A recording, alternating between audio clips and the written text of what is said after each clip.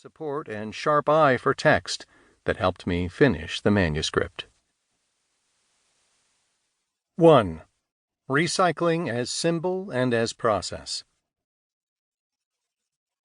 When the 23-year-old architecture student Gary Dean Anderson won a competition to create a symbol to represent and communicate the paper recycling process, he gave shape to an iconic symbol that would come to represent something far more significant in the decades to come. The year was 1970, and environmentalism was a hot topic among students and activists across the world. Only a few months before the competition, Anderson participated in an Earth Day teach-in at the University of Southern California. This was the first time Earth Day had taken place, but even then there was a tremendous sense of momentum.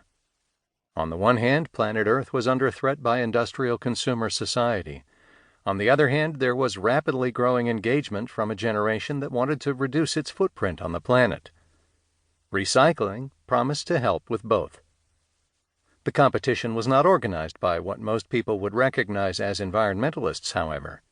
Instead, it was the Chicago-based Container Corporation of America, CCA. Founded in 1926, CCA manufactured corrugated boxes, but its CEO, Walter Pepke, also had a strong interest in graphic design and the arts. For instance, Pepke founded the Aspen Institute and hired Herbert Bayer, the Bauhaus designer, to create graphic designs for the Aspen project. Through Pepke's leadership, CCA amassed a major collection of art that was later donated to the National Museum of American Art. This explains why CCA would be interested in a graphic design competition. But why a competition on recycling? We need to understand that as a packaging company, CCA actually had a long history of recycling paper. Faced with a pulp shortage caused by the lack of wood, a recurring theme in the history of papermaking as we will hear, Pepke had turned to recycling paper. At the time of the competition, most of the company's cardboard products came from waste paper. This made good economic sense for the company.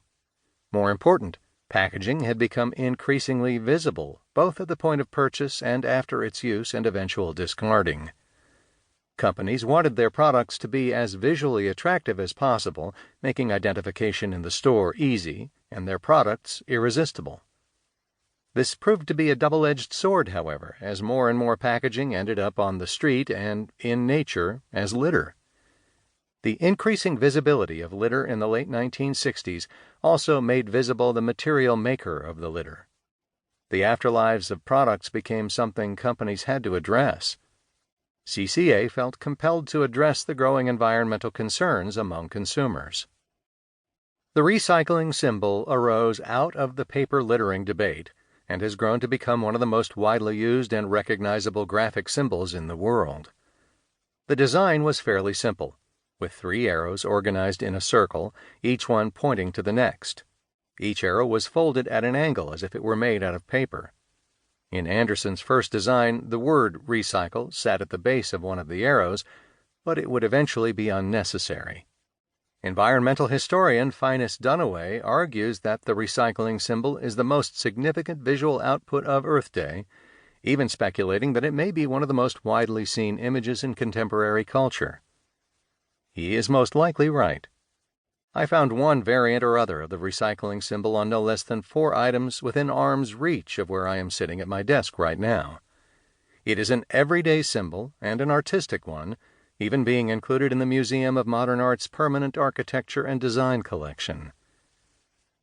The recycling symbol, ubiquitous as it is, sets out to do some heavy lifting. First, it indicates to a product's users that the packaging technically can be recycled. Second, it implies that the product should be recycled, and that it is the user's responsibility to make sure the material stays in the loop.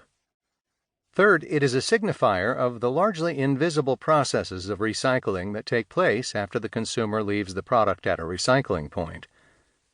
This book explores all 3 aspects of this symbol.